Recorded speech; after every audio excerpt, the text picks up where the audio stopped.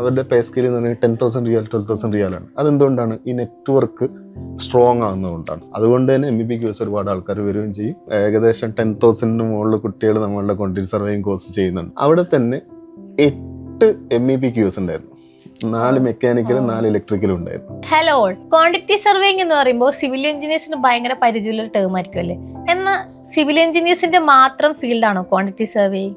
അല്ല, ശരിക്കും മെക്കാനിക്കൽ അതുപോലെ ഇലക്ട്രിക്കൽ കഴിഞ്ഞവർക്കും ക്വാണ്ടിറ്റി സർവേയിങ്ങിൽ സ്കോപ്പ് ഉണ്ട്.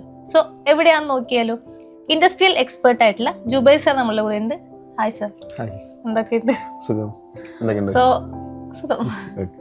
സോ നമ്മൾ സിവിലിൻ്റെ കേസിലാണെങ്കിൽ നമ്മൾ 4th ഇയറിൽ പഠിക്കുന്ന ഒരു സബ്ജക്റ്റാണ് ഈ ക്വാണ്ടിറ്റി സർവേയിങ്. അതുപോലെ നമുക്കൊരു ഫീൽഡാണത്, അതായത് ജോബിൽ എടുത്ത ഒരു സെക്ടറാണ് QS എന്ന് പറയുന്നത്. പക്ഷേ MEP ഒരു ഫീൽഡിൽ എങ്ങനെയാണ് QS അല്ലെങ്കിൽ എന്താണ് ഈ MEP-QS എന്നുകൊണ്ട് ഉദ്ദേശിക്കുന്നത്?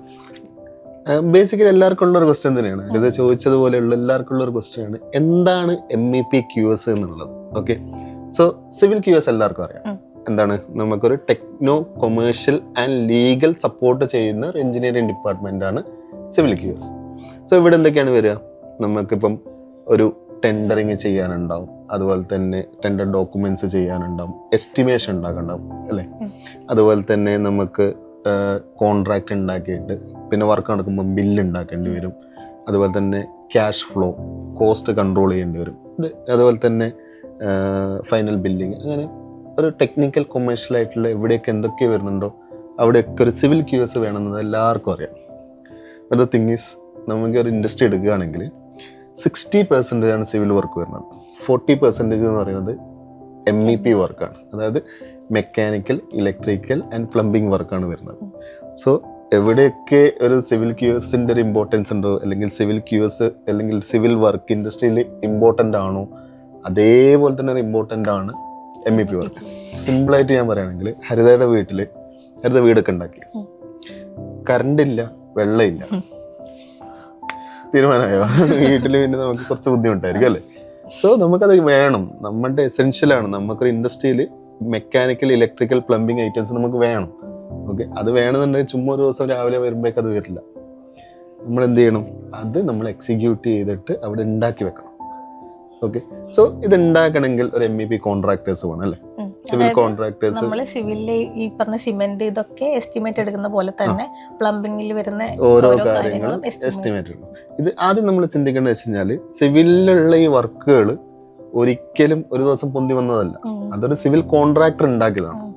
ഇതേപോലെ നമുക്കൊരു MEP കോൺട്രാക്ടർ അവിടെ ഉണ്ടെങ്കിൽ മാത്രമാണ് നമുക്ക് ഈ ലൈറ്റും ഈ പ്ലംബിംഗ് ഒക്കെ ഉണ്ടാവുള്ളൂ അല്ലേ?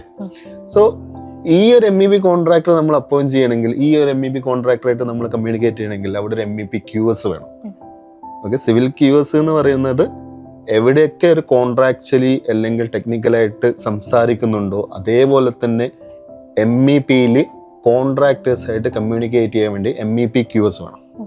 MEP-QS ഉണ്ടെങ്കിൽ മാത്രമാണ് MEP ക്വാണ്ടിറ്റി സർവേയിങ് എന്ന് പറഞ്ഞിട്ടുള്ള ഒരു ജോബ് അവിടെ നടക്കുള്ളൂ. ഓക്കെ, അത് നടക്കണമെങ്കിൽ MEP-QS വേണം. അപ്പം MEP-QS എന്ന് പറഞ്ഞു കഴിഞ്ഞാൽ, സിവിലിൽ എങ്ങനെയാണോ ടെക്നോ കൊമേഴ്ഷ്യൽ ലീഗലായിട്ട് ഒരാൾ ചെയ്യുന്നത്, അതേപോലെ തന്നെ MEP-യിൽ ടെക്നോ കൊമേഴ്ഷ്യൽ ലീഗലായിട്ട് ചെയ്യുന്ന വർക്കിനെയാണ് നമ്മൾ MEP-QS എന്ന് പറയുന്നത്. അതിന് ക്വാണ്ടിറ്റി സർവേസ് വേണം. അപ്പോൾ എനിക്ക് തോന്നുന്നത് കേരളത്തിൽ അങ്ങനെ ഈ MEP-QS എന്നുള്ളൊരു ടേം അല്ലെങ്കിൽ ഒരു കോഴ്സ് അധികം കേട്ടിട്ടില്ല. അപ്പോൾ എൻട്രി ആണോ ആദ്യമായിട്ട് ഈ MEP-QS കൊണ്ടുവരാൻ പോകുന്നത്, കൊണ്ടുവന്നത്? എനിക്ക് ഇത് പറയുമ്പോൾ എനിക്ക് തോന്നുന്നത് പോപ്പുലറൈസ്ഡ് ആയിട്ടില്ല ഒരു MEP-QS എന്ന് പറഞ്ഞ കോഴ്സ്. നമ്മളിപ്പോ സ്റ്റാർട്ട് ചെയ്യുന്ന സമയത്ത് ഞാൻ ഇൻഡസ്ട്രിയിൽ നോക്കിയിട്ടുണ്ടായിരുന്നു. ഓക്കെ, അപ്പൊ എന്താ വെച്ച് കഴിഞ്ഞാല് ഉണ്ടായിരുന്നു, പക്ഷെ എങ്കിൽ ആൾക്കാരിലേക്ക് അത്ര എത്തിയിട്ടില്ല. അതിന്റെ ഒരു ഇമ്പോർട്ടൻസ് മനസ്സിലായിട്ടുണ്ടായിരുന്നു. ഇപ്പൊ നമുക്ക് നോക്കാൻ പറ്റും, ഏകദേശം 10,000 മുകളിൽ കുട്ടികൾ നമ്മളുടെ ക്വാണ്ടിറ്റി സർവേയിങ് കോഴ്സ് ചെയ്യുന്നുണ്ട്. സോ ഇതെന്ന് പറയുന്നത് പോപ്പുലറൈസ് ആയി, ആൾക്കാരിലേക്ക് ആ നോളജ് എത്തി. ഓക്കെ, അതേപോലെ തന്നെ പ്ലേസ്മെന്റ്സും ആ ഒരു ഓപ്പർച്യൂണിറ്റി എന്താണ്. പണ്ടത്തെ ആൾക്കാർ ഒരു കരിയർ കഴിഞ്ഞ് കഴിഞ്ഞാൽ നെക്സ്റ്റ് എന്ന് ചോദിക്കുമ്പോൾ എല്ലാവരും ചിന്തിച്ച സൈറ്റ് എഞ്ചിനീയർ ജോബ്, അല്ലെങ്കിൽ ചിന്തിക്കുക എന്ന് വെച്ച് കഴിഞ്ഞാൽ സ്ട്രക്ചറൽ ഡിസൈനിങ്. അവർക്ക് അറിയാന്ന് വെച്ചാൽ ഈ 2 റോളുകളായിരുന്നു സിവിലിലുള്ള. ഓക്കെ, അതുകൊണ്ട് തന്നെ അത്ര QS എന്നുള്ളത്, ഈവൻ എൻ്റെ കരിയർ സ്റ്റാർട്ട് ചെയ്യുമ്പോഴും എനിക്ക് ഈ QS എന്താണെന്ന് അറിയില്ലായിരുന്നു. ഞാൻ സ്റ്റാർട്ട് ചെയ്തപ്പോഴാണ് ഇത് ഇത്രയും നല്ലൊരു ഫീൽഡാണ്, ഇത്രയും നല്ലൊരു ഓപ്പർച്യൂണിറ്റീസ് കിട്ടുമെന്ന് എനിക്ക് മനസ്സിലായത്. ഓക്കെ, അതേപോലെ തന്നെ MEP-QS മേ ബി ഉണ്ടാവാം, ഓക്കെ, ഞാൻ റിസർച്ച് ചെയ്തതിൽ, നമ്മൾ ടീം റിസർച്ച് ചെയ്തതിൽ ആദ്യമായിട്ട് നമ്മളാണ് ചെയ്യുന്നത്. സോ എങ്ങനെ ക്യു എസിൽ ആൾക്കാർ നോളജ് ചെയ്തിട്ട് ഇൻഡസ്ട്രിയിൽ പോയി, അതുപോലെ തന്നെ MEP-യിലും ഓപ്പണിങ്സ് ഉണ്ടെന്നുള്ളത് ഷുവറാണ്. അതുകൊണ്ട് തന്നെ MEP QS ഒരുപാട് ആൾക്കാർ വരികയും ചെയ്യും. നമ്മളായിരിക്കും ഓപ്പർച്യൂണിറ്റീസും കൂടുതലല്ലേ? ഓപ്പർച്യൂണിറ്റീസും കൂടുതലായിട്ട്. സോ അതുപോലെ ഓപ്പർച്യൂണിറ്റീസ് എന്താണ് ഈ ഒരു MEP QSന്റെ ഇന്ത്യയിലും അതുപോലെ പുറത്ത്, ഇപ്പോൾ മിഡിൽ ഈസ്റ്റിലൊക്കെ ആണെങ്കിൽ ഇതിന്റെ ഒരു ഓപ്പർച്യൂണിറ്റി ലെവൽ എന്താണ്? യൂഷ്വലി ഞങ്ങളിപ്പോൾ വർക്ക് ചെയ്യുകയാണെങ്കിൽ നമ്മളിൽ ഒരു BOQ പ്രിപ്പയർ ചെയ്യാൻ വരികയാണെങ്കിൽ MEP-യുടെ വർക്ക് നമ്മൾ ഡയറക്റ്റ് MEP ടീമിനാണ് കൊടുക്കുക. അതുപോലെ ഒരു ബില്ല് പ്രിപ്പയർ ചെയ്യാനാണെങ്കിൽ MEP-യുടെ വർക്ക് നമ്മൾ MEP ബില്ലിംഗ് ഡിവിഷനിലാണ് കൊടുക്കുക. ഇൻഡസ്ട്രിയിൽ ഇപ്പം ഒരു മെഗാ പ്രൊജക്റ്റ്, ഒരു $1 ബില്യൺ പ്രൊജക്റ്റ്, ഞാൻ ലാസ്റ്റ് വർക്ക് ചെയ്ത കമ്പനിയിൽ $1 ബില്യൺ പ്രൊജക്റ്റ് ആയിരുന്നു. ആ പ്രൊജക്റ്റിൽ അറൗണ്ട് 12 QS ഉണ്ടായിരുന്നു. ക്വാണ്ടിറ്റി സർവേ, എക്സിക്യൂഷൻ ഡിപ്പാർട്ട്മെൻറ്റിൽ ബില്ല് പ്രിപ്പയർ ചെയ്യുക, വേരിയേഷൻ പ്രിപ്പയർ ചെയ്യാതെ. അവിടെ തന്നെ 8 MEP QS ഉണ്ടായിരുന്നു. 4 മെക്കാനിക്കലും 4 ഇലക്ട്രിക്കലും ഉണ്ടായിരുന്നു. അതും ബില്ല് പ്രിപ്പയർ ചെയ്യാനും വേരിയേഷൻ പ്രിപ്പയർ ചെയ്യാനും. സോ ജസ്റ്റ് ഇമാജിൻ, ഓൾമോസ്റ്റ് 12:8 ആ ഒരു നമ്പറിലാണ് ഇൻഡസ്ട്രിയിലുള്ള ഓപ്പണിങ്സ് ഉള്ളത്. ഒരു $1 ബില്യൺ പ്രോജക്റ്റ് ഇത്രയും ആൾക്കാർ വേണം. ഓവറോൾ 20+ QS ഡിപ്പാർട്ട്മെൻറ്റ് ആൾക്കാരുണ്ടാവും. സോ ഓപ്പർച്യൂണിറ്റി എന്ന് പറയുകയാണെങ്കിൽ QSന് എങ്ങനെയൊക്കെയാണ് ഓപ്പർച്യൂണിറ്റീസ് ഉള്ളത്, അതേപോലെ തന്നെ MEP-ക്കും ഓപ്പർച്യൂണിറ്റീസ് ഉണ്ട്. ഇനിയിപ്പം ജോബ് റോൾ നോക്കുകയാണെങ്കിൽ MEP ക്വാണ്ടിറ്റി സർവേയർ എന്ന് പറഞ്ഞ ജോബ് റോൾ ഉണ്ട്, MEP ബില്ലിംഗ് എഞ്ചിനീയർ എന്ന് പറഞ്ഞ ജോബ് റോൾ ഉണ്ട്, MEP ടെൻഡറിങ് എഞ്ചിനീയർ എന്ന് പറഞ്ഞ ജോബ് റോൾ ഉണ്ട്, MEP കോസ്റ്റ് കൺട്രോളർ ഉണ്ട്, MEP കോൺട്രാക്ട് എഞ്ചിനീയർ ഉണ്ട്. ഇതെന്ന് വെച്ച് കഴിഞ്ഞാൽ MEP റിലേറ്റഡ് ആയിട്ടുള്ള വർക്ക് ചെയ്യണമെങ്കിൽ ഒരു MEP-ൻ്റെ ആൾ വേണം അവിടെ, അല്ലേ? അതുപോലെ തന്നെ ഇൻഡിപെൻഡൻറ്റ് MEP കോൺട്രാക്ടേഴ്സ് ഉണ്ടാവും. അവർക്ക് സിവിൽ QSനെ ഹയർ ചെയ്തിട്ട് കാര്യമില്ല, അവർക്ക് MEP QSനെ തന്നെ വേണം. ഓക്കെ, സോ ഓപ്പർച്യൂണിറ്റീസ് അവിടെ കിടക്കുന്നുണ്ട്. We have to grab it. അതുപോലെ എനിക്കൊന്ന് പൊതുവെ വരാനുള്ളൊരു ഡൗട്ടായിരിക്കും ആൾക്കാർക്ക്, ഈ MEP ഡിസൈനും MEP QSും തമ്മിലുള്ളൊരു ഡിഫറൻസ് എന്താണ്? ഇത് നമ്മൾ പറയുകയാണെന്നുണ്ടെങ്കിൽ ഞാൻ ഒരു സ്റ്റോറി പറയാം. ഓക്കെ, ഇപ്പോൾ ഹരിതൊക്കെ ടെക്നിക്കലി ഒന്നും അറിയില്ല വെച്ചാൽ ഹരിതൊരു വീട് എടുക്കുക. ഓക്കെ, ഒരു വീട് എടുക്കുകയാണെങ്കിൽ ഹരിതൊക്കെ ആദ്യം മൈൻഡിൽ എന്താണ് വരിക?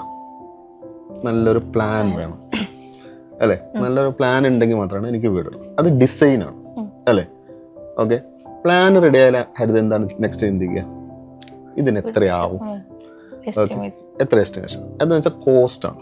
നമുക്ക് കോസ്റ്റ് ഫസ്റ്റ് ഞാൻ പറയുന്നത് ഡിസൈൻ ഡിപ്പാർട്ട്മെന്റ് ആണ്, ദെൻ കോസ്റ്റ് ഡിപ്പാർട്ട്മെന്റ് ആണ്. എത്രയാവും? അവിടെയാണ് ഒരു ക്വാണ്ടിറ്റി സർവേയുടെ റോൾ വരിക. ദെൻ ഹരിതക്ക് ഇത് എക്സിക്യൂട്ട് ചെയ്യേണ്ടി വരും, പറഞ്ഞ ടൈമിൽ എക്സിക്യൂട്ട് ചെയ്യേണ്ടി വരും. അത് നമ്മൾ എക്സിക്യൂഷൻ ഡിപ്പാർട്ട്മെന്റ് എന്ന് പറയും. പ്ലാനിങ്, എഞ്ചിനീയറിംഗ്, സൈറ്റ് എഞ്ചിനീയറിംഗ്, അങ്ങനത്തെ റോളുകൾ വരുന്നത്. ദെൻ ക്വാളിറ്റിയിൽ വർക്ക് വേണം, അല്ലേ? ഹരിതക്ക് ചുമ്മാ ഒരു വീട് എടുത്തങ്ങ് പോയാൽ പോലെ. ക്വാളിറ്റിയിൽ വർക്ക് വേണമെങ്കിൽ എന്താണ്? ക്വാളിറ്റി എഞ്ചിനീയേഴ്സ് വേണം, എന്നാൽ മാത്രമാണ് ക്വാളിറ്റി. ദെൻ സേഫ്റ്റി ഡിപ്പാർട്ട്മെന്റ്, നമ്മളുടെ സൈറ്റിലുള്ള ആൾക്കാരുടെ സേഫ്റ്റി നോക്കാൻ സേഫ്റ്റി ഡിപ്പാർട്ട്മെന്റ് വേണം, ഇല്ലെങ്കിൽ ഇൻസിഡൻസ് ഉണ്ടാവാം. ഓക്കെ, സോ സേഫ്റ്റിയുടെ നമ്മളൊരു കൺസ്ട്രക്ഷനിൽ 5 പില്ലേഴ്സാണ് ബേസിക്കലി. ഡിസൈന്, കോസ്റ്റ്, എക്സിക്യൂഷൻ, ക്വാളിറ്റി, സേഫ്റ്റി. ഈ 5 എണ്ണം ഉണ്ടെങ്കിൽ മാത്രമാണ് ഏത് ഫീൽഡാണ്, നോട്ട് ഓൺലി ദ സിവിൽ, ഏത് ഫീൽഡാണെങ്കിൽ നമ്മൾ 100% സക്സസ് പ്രൊജക്റ്റ് എന്ന് പറയും. അതായത് നമ്മളുടെ ഡിസൈനിൽ വിത്തിൻ ദ ബഡ്ജറ്റിൽ നമ്മൾ പറഞ്ഞ ടൈമിൽ മാക്സിമം ക്വാളിറ്റിയിൽ 0 ഇൻസിഡൻറ്റിൽ വർക്ക് ചെയ്യുന്നുണ്ടെങ്കിൽ മാത്രമാണ് നമ്മൾ എന്ത് പറയുള്ളൂ, 100% സക്സസ് പ്രോജക്റ്റ് എന്ന് പറയുള്ളൂ. Okay, so come to MEP. Okay, MEP-ൽ നമ്മൾ നോക്കുകയാണെന്നുണ്ടെങ്കിൽ നമുക്ക് MEP ചുമ്മാ ഇങ്ങനെ പൈപ്പ് ലൈൻ വലിച്ചാൽ പോരാ, എങ്ങനെ അതിൻ്റെ പൈപ്പ് പോകണം, ഓക്കെ, അതിൻ്റെ സ്ലോപ്പ് എത്രത്തോളം കറക്റ്റ് ആയിരിക്കണം, ഏതൊക്കെ വയറിങ് വേണം. ഇപ്പം ലൈറ്റ് എന്ന് പറയുന്നത് ഞാനൊരു മൂലക്കൊരു ബൾബ് കൊണ്ട് വെച്ചാൽ റൂമിൽ മൊത്തം ലൈറ്റ് വരില്ല.